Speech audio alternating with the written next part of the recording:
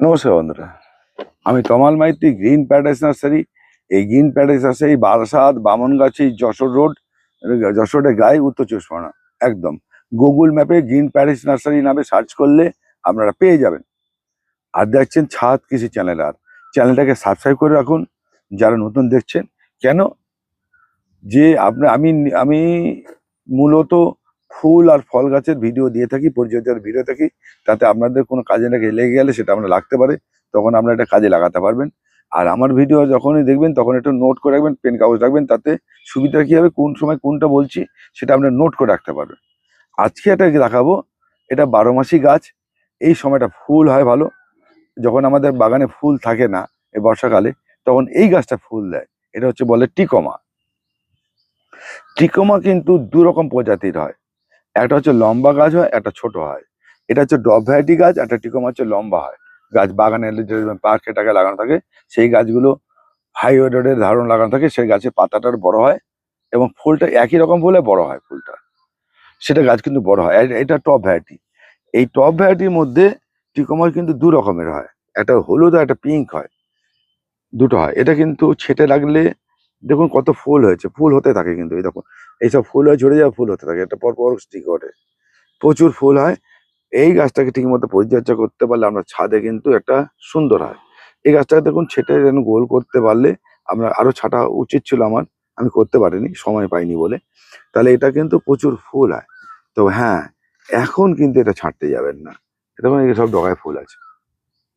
এটা এই গাছটাকে রিপোর্টিং করার সময় হচ্ছে আপনার ফেব্রুয়ারি থেকে মার্চের মধ্যে করবেন। ফেব্রুয়ারি, মার্চ, এপ্রিলের মধ্যে করবেন।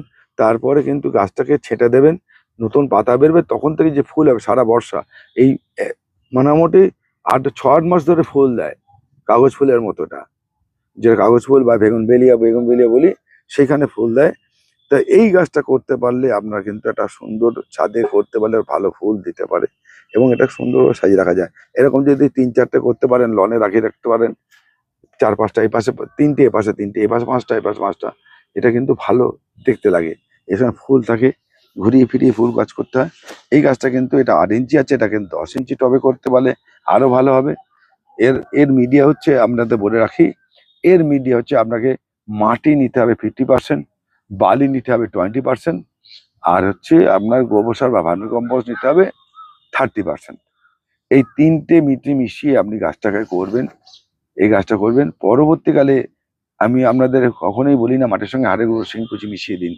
যাদের ডিকম্পোজ করা আছে তারা দিন, নাহলে যাদের নেই তারা দেবেন না।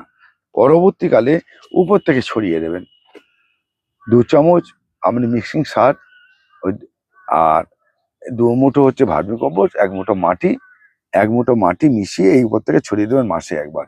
এতে খাবারটা নিতে পারবে এবং গাছও ভালো থাকবে, সুস্থ থাকবে, সবল থাকবে। আচ্ছা, আর একটা এই গাছের সমস্যাগুলো বলে দিই, যে আমরা অনেকেই ভাবেন গাছ মানে, আর আপনাদের বলে রাখি, যত স্থায়ী গাছ আছে টবের, আমরা ছাদের যেসব গাছ বছরকে বছর, 2 বছর, 5 বছর, 10 বছর থাকছে, সেই গাছকে রাসায়নিক খাবারটা অ্যাভয়েড করে যাবেন। রাসায়নিক খাবার লাগবেই না, আর জৈব খাবার হয়ে যাবে। আর এই সময়টা বৃষ্টিকালে মাঝে মাঝে পাতায় দাগ আসে, এই পাতায় দাগ আসার জন্য মাসে একবার, মাসে অথবা 2বার আপনি M45 ফাঙ্গিসাইড একটা স্প্রে করে দেবেন। এর পোকা লাগে না, পোকার খুব বেশি ডিস্টার্ব হয় না, একে একটা ফাঙ্গিসাইড স্প্রে করে দেবেন। তাহলে কিন্তু আপনি, আপনার গাছটা সুন্দর থাকবে, সারা বছর একটা ফুল দিতে পারে, সারা বছর বলতে 6 মাস একটা ফুল দেবে, ভালো লাগবে। এবার দেখুন, সবাই তো সব গাছ পছন্দ হয় না, যেমন এটা হলুদ আছে, আর একটা পিঙ্ক আছে, পিঙ্ক রঙের হয়। এই 2 রকম ভ্যারাইটি এটা পাওয়া যায়, ডব ভ্যারাইটি। এটা আপনারা করতে পারেন। অনেকে তো জানেন, আমি মানে টিকোমা এরকম একটা ফুল দেয়, গাছটা কি, সেই জানাবার উদ্দেশ্যে কিন্তু এই ভিডিওগুলো করে দেওয়া। আমরা যেখান থেকে ইচ্ছে সেখান থেকে কালেকশন করতে পারেন। টিকোমা কিন্তু 2 রকম ভ্যারাইটি হয়, একটা লং ভ্যারাইটি মানে বড় গাছ হয়, একটা ছোট গাছ হয়। এই টবের জন্য ছোট গাছকে চয়েস করতে হবে, বড় ভ্যারাইটি খুব ভালো ফুল দেবে না টবের গাছের ক্ষেত্রে, ছোট করতে হবে। এবং কালার অপশন দুটো আছে, একটা ইয়েলো, একটা পিঙ্ক, এই দুটোকে আমরা কালেকশন করে আপনারা কিন্তু এই গাছ করতে পারেন। আজকে এই অবধি আমি দিই, আরো পরবর্তীকালে আরো কিছু স্থায়ী গাছের ভিডিও আপনাদের দিয়ে দেবো। অনেকেই করেন, সেটা করলে আরো ভালো হবে। সবাই ভালো থাকবেন, সুস্থ থাকবেন। নমস্কার, আজকে এই পর্যন্ত।